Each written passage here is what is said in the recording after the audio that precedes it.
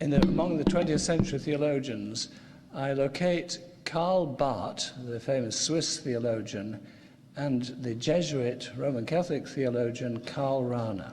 At the heart of this stream, at the basis of their thinking, is the thought that God is one. Hear, O Israel, the Lord your God is one Lord. You shall love the Lord your God with all your heart and with all your soul and with all your might.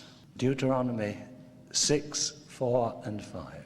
And any concept of the Trinity has to agree with this fundamental idea of the oneness of God. Incidentally, Karl Barth, reviewing versions of the doctrine of the Trinity, looking at how they handled the concept of person, but Barth aligned himself with St. Augustine.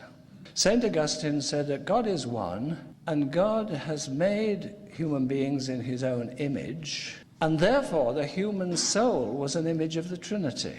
And when Augustine tried to unpack this, he came across ideas like this, that the human soul, the anima, or mind, has memory, understanding, and will. It is one entity which exists in a threefold manner. After Augustine, Anselm said that the members of the Trinity are three I don't know whats. To Thomas Aquinas, the persons of the Trinity were realities subsisting in the divine nature. And John Calvin's definition was similar. Person means a subsistence in God's essence. But what these have in common is the oneness of God, but God existing in a threefold way. Karl Barth didn't like the idea of person.